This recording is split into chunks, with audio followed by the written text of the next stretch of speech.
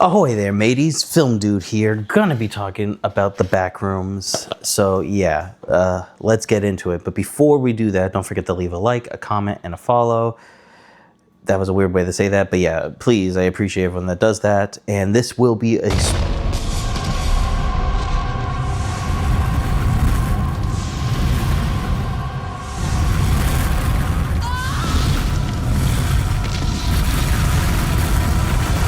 So if you don't like that, please click on this link for my spoiler-free review right over here, or click on this, which will be telling you my thoughts on the movie before it comes out based on the trailer.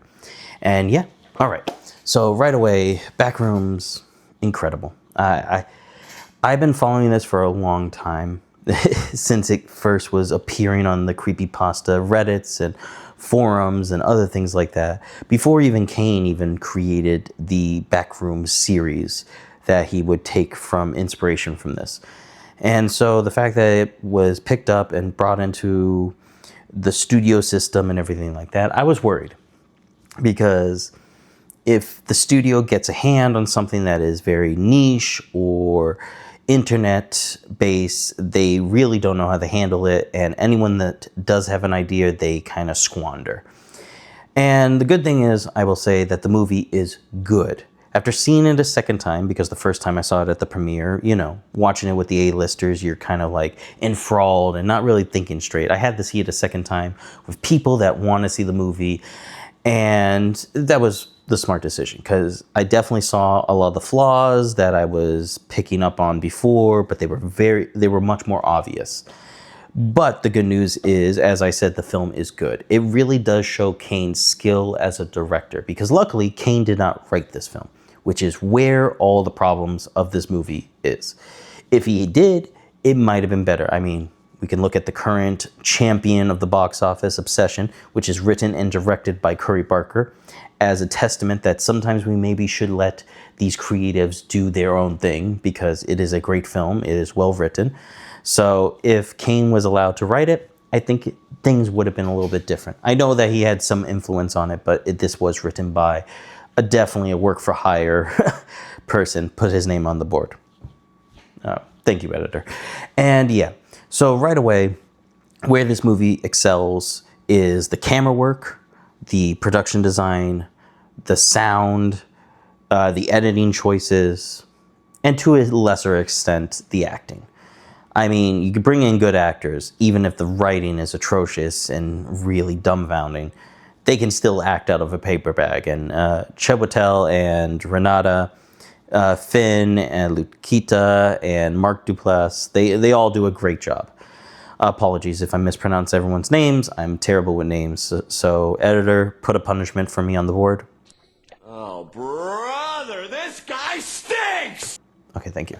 Now, right away, the opening locks you in. It's really good. This is where all that great camera work, sound design, and production design come out.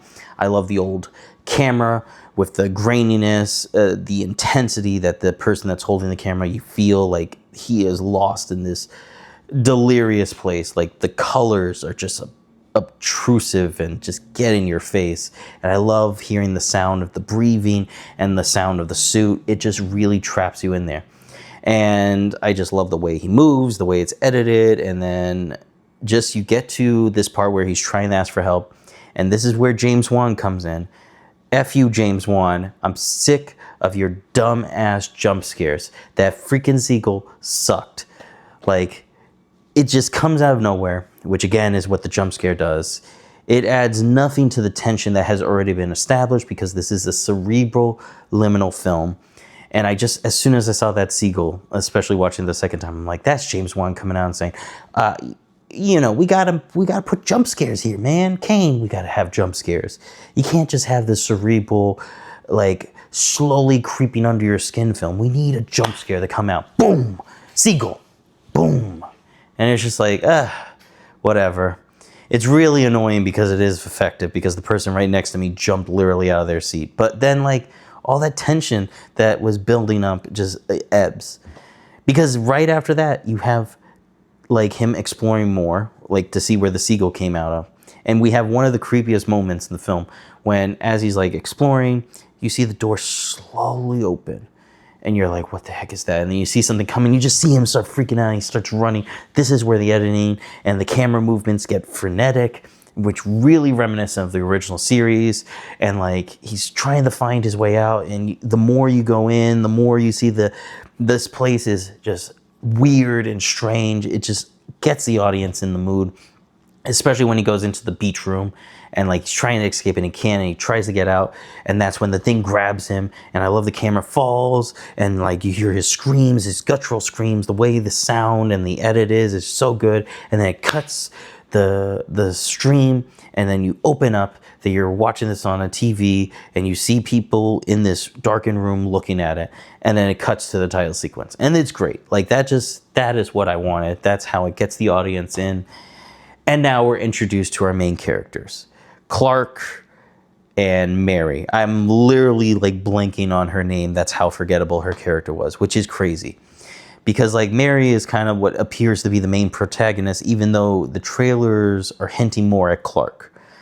It's a very strange choice to have two protagonists, because it's very limited amount of time with them, so we don't get a lot of characterizations.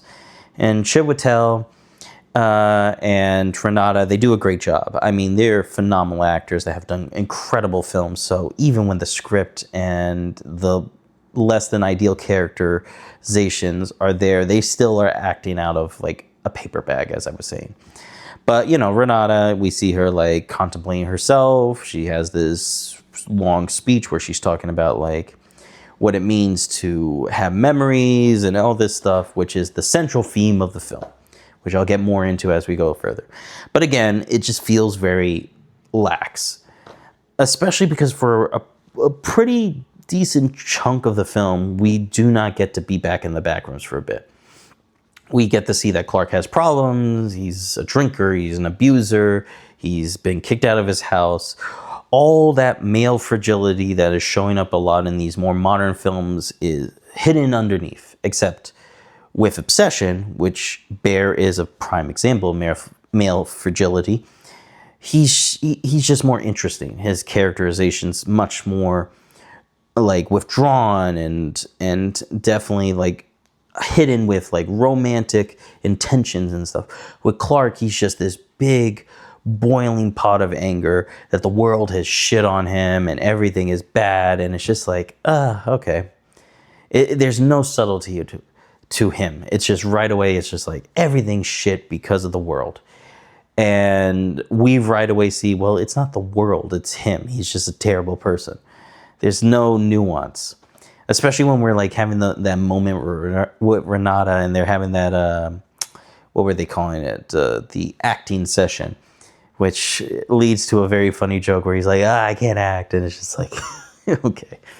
But you definitely see that like he blames a lot of people. He comes to home drunk and he blames his wife who doesn't do any work, and that he's working, he's given up on his dreams because he needs to put food on the table because, you know, you need to have money to have a kid and all this stuff.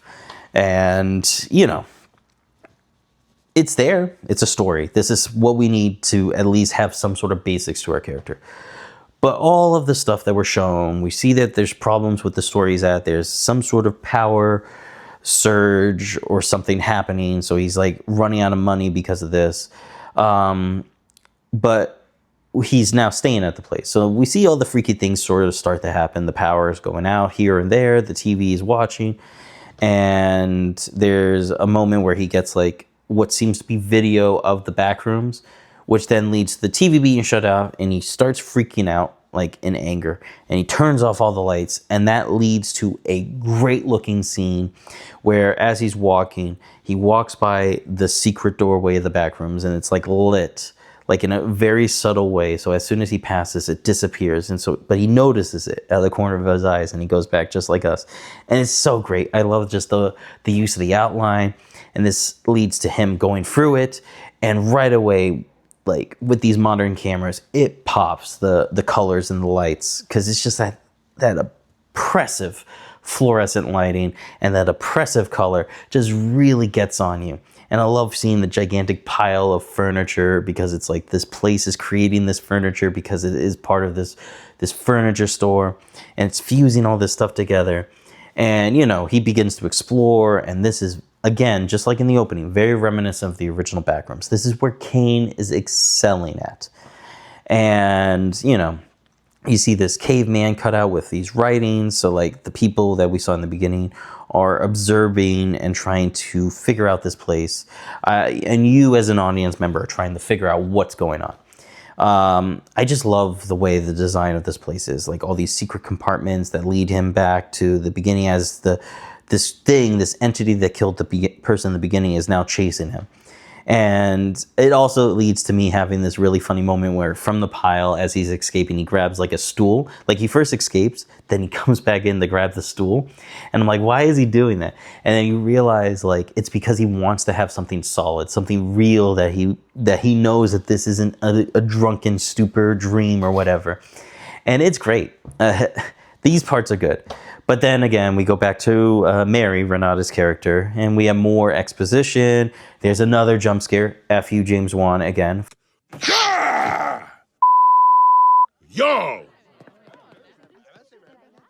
There's this dream that she's having about her house, and we see that she's had an abusive relationship with her mom, who has mental illness, and that's the reason why she's a doctor. And, like, she's like, oh, she comes out of nowhere. She's like, what are you doing? You can't go out. And then you hear this strange noise, and a gigantic, like, truck, what's it called? A giant shovel hand comes out and destroys the thing, and she wakes up. It's just like, and then we're having her have a party, which, again, we have no explanation for. We don't really get a lot of her. We don't get a lot of Clark. They're playthings for the movie, which later on I'm going to talk about as a way that, in a way, it makes sense. This is where it's like, is this a conscious decision, or is this just bad writing? So, Clark comes back. He's definitely in a manic state. I don't know why she doesn't, like, send him to a mental hospital at this point, because he definitely does seem unwell, because he's talking about, like, this place he discovered, and it just feels like a maze, and he's going deeper and deeper into it, going crazier and crazier. And she doesn't believe him, so he's like, I'm going to find proof. Right away, I would be questioning this, like, as Clark, or even as Mary. I'm like, why do you keep going back? It's not like in the original series where this person literally gets teleported into this place and has no way out. This is, like, straight up just, like, him, like, trying to prove he's not crazy. I mean, just call the cops. Send them in there. It seems like you can bring other people, because he brings Kate and Bobby, who are played by Lukita and Finn. They seem to be able to go in, so people can go in. This is not just him. But whatever. We need to have more stuff to get into the Backrooms. And, Kate and Bobby are not very explained. They're just, Kate is a worker at his place, and Bobby's her boyfriend. So, enough characterization. Let's go into the Backrooms. And this, again, leads to a great sequence, which is handheld camera, which has this grainy film, very reminiscent of the original series and the opening. And I love it. It's so good. It's just the way, like, I just love seeing the madness of Clark. We see he's been exploring this place, and he's just trying to find evidence. So, he goes through, and that's a great moment when the two of them freak out. He's like, what's going on? How's this happening? And you have Clark say, just come through, come through. And I love the way that when Bobby goes through with the camera, you just see, like, this great edit of, like, blue screen, fuzziness, and he's there. And a thing I noticed on second watching, the pile is slowly shrinking. Like, the furniture that we see in the beginning when Clark first goes in is slowly dissipating, as if the place is absorbing it. Because as we go further into this place, we see furniture has been fused with certain things and other things like that. And this place is, like, absorbing these memories in a way. These objects it creates. But again, well, they begin exploring, and Bobby volunteers valiantly to go down this creepy hallway, which, as his girlfriend says, why are you doing this, Bobby? It's dangerous. He's like, I don't know, I just got to do it. It's just like, cool. I wish we had more of this characters to understand why he would do this stuff, but enough, he's going to do it. And it's great. I love the way it's shot. It's the laundry room, as I would call it. And like he goes down there and it's creepy, it's grimy, it's gross. And I love the callback that the shirt that he's wearing in the scene that he's filming the commercial for Clark is there. As if this place knows everything about the people that come here or people that are near it. Again, right away, if I was this person, I leave. It's creepy, it's gross. I don't want to be there. But again, we don't know much about Bobby. We don't know why he's on a suicidal tendency to go deeper here, but he does.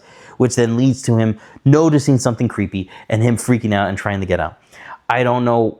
This again is, why is the rope still down there? Why didn't they pull the rope up? Because it causes whatever's down there to pull Bobby down, which then causes Bobby to scream in pain as they get pushed down by the bed with the camera, which is a great transition. I love the camera tumbling down and it lands perfectly so that you see Bobby getting literally dragged through this door in this like horrific looking vision. Like, dear Lord, it's horrifying.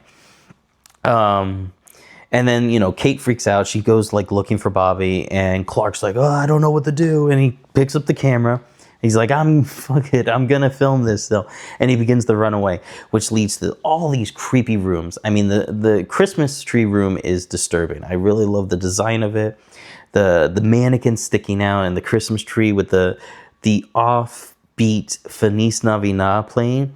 And, you know, as he's like I don't know why he's spending time here, but whatever, he's gonna do it.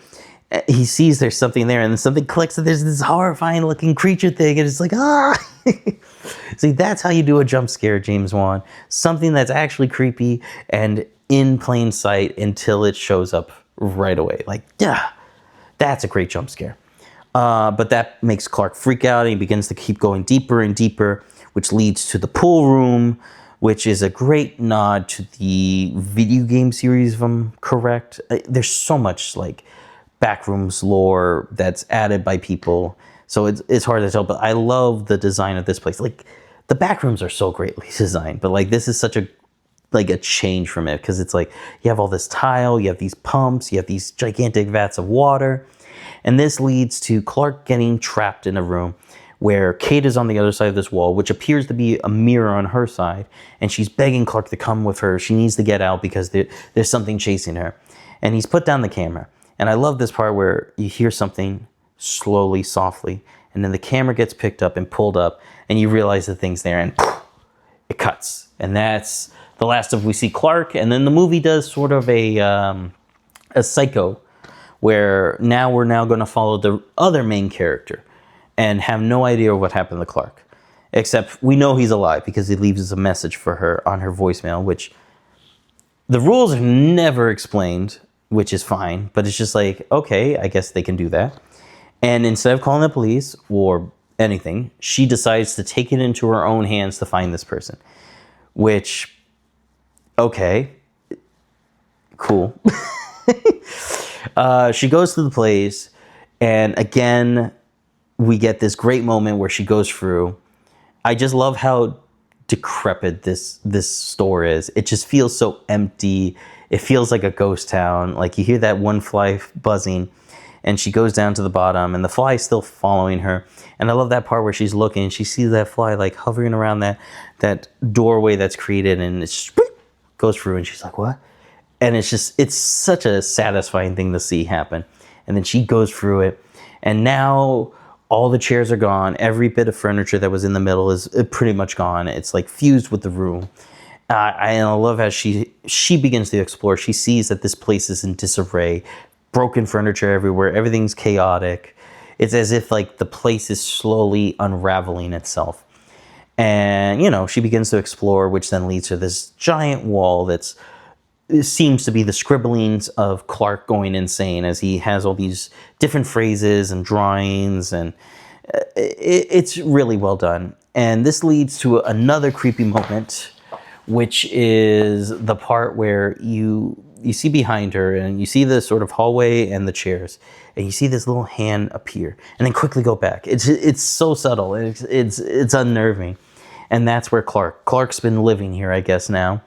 And he has these moments talking about the place to her, And, you know, he's like talking about like the disturbingness of this place and how it just feels like this phrase that keeps coming up, which is, it's like trying to you describe a dog to a person who's never seen a dog, and then you ask them to write it, and then to draw the dog, and they'll get certain things correct, but they won't get it 100%, and it'll seem very real from far away, but the more you get closer to it, the more you see the problems with it, and that's what this place does. It does, as he says. And I think that's a cool written thing. I think it works. He chokes her out, and then that's a great transition to seeing that her mom was in a mental hospital. I really love the way it's edited and brought into our vision. And once she wakes up, she's tied up to this chair on a kitchen counter, and there's all these freaks around, and you see Clark, and this is his big moment of like confronting her. And, you know, they have that moment that is in the beginning where she asks him to act for her, and now he's taking control of her. She's fearful, and he's like, you need to apologize to me, but you have to do it slowly. Don't do it fast. Do it slowly. Tell me I was right. And it's a great moment. The writing's a little clunky, but it's really held together because of the two leads. They really can hold the scene, because watching them, it's like it envelops me. I love them, especially that moment where he's like tearing this copy person up so that they can eat him, and it's like foam. It's so strange. It's disturbing. I love the part where he cuts off the hair of the other person and puts it on her. And like, I love this moment where Renata's character just freaks out and she says, "You're crazy. You're fucking a weak piece of shit. You know, nothing's ever your problem. It's not the drinking. It's not this. It's never you. It's always something else." And I love that moment because when I was watching that, especially on the second viewing, I was like thinking of Obsession, and I was thinking of like how like a Bear is just like, everything's not his fault. The world is against him. And it's just done so much more subtly and smarter. And I'm just watching this and it's just like being screamed at me.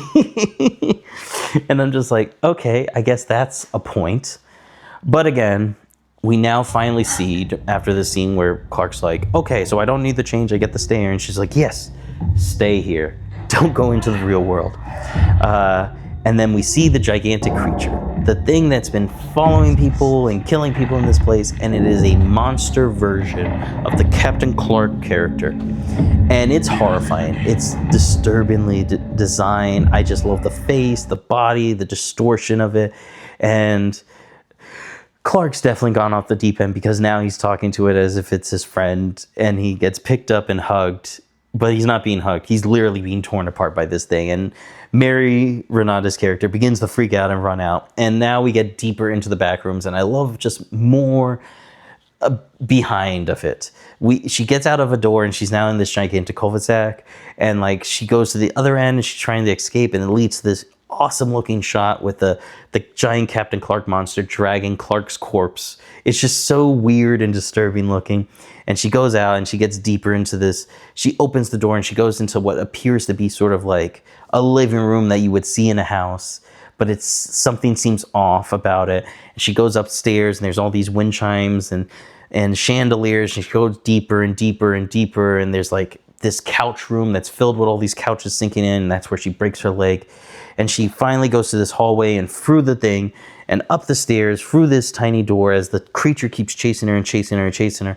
And this is where we get a fake out. We think we've done it. We've made it. She's escaped. And she doesn't. She's in this place that the Backrooms has created, which is almost an exact replica of the store. And that's where she's like cornered. There's no way out. There's all these canisters and this cutout of the caveman out. So obviously there's some sort of thing happening here. And yeah, the giant Captain Clark creature attacks her.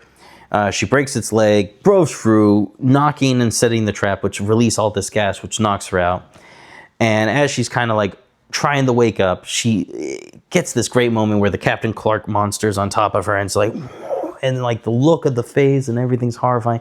And she has, for some reason, she has the rock she's been holding since the destruction of her original house, which is her old fingerprint, handprint. And she begins to bash the giant monster. I'm like, first off, why are you carrying this around? Why are you carrying this in the back room? It's never explained. We don't see her carry it around usually. And this again makes me think of what I'm going to talk about at the end. But anyway, she begins to escape through this tiny hallway, which is incredibly shot. And then we see the people that have been observing are on the other side, and they capture her. And like, it's really well done, the edit and everything like that. But then it appears that they have a big doorway into this place, and they're trying to learn more about it. And this is where we're introduced to Phil, played by Mark Duplass. We see bits of him throughout the movie, very sparingly, and we have no idea who he is, essentially. But I guess he works for this place. And he begins to explain that this place is like leaking out, and they're trying to figure out more of it. It's the most important thing in the world. And Mary's like, what? She begins like to question, like, what's going on? Like all this stuff, what's going to happen to me? And he's like, it's not up for me to decide. I think you should just tell me everything you know. And then that's where the film sort of ends, because it cuts to the place that she's in is all imaginary. And then it leads to that shot of like the same room that she was in, and there's a copy of her, and it's staring. And that's how it ends. And like, the first time I watched it, I was like, what the hell is this ending trying to say? Like, what does this have to do with the themes of like male fragility and mental illness and all this stuff? And then on the second watching, it's as if what I felt with the ending is that everything we saw was created by the Backrooms. Nothing we saw was real.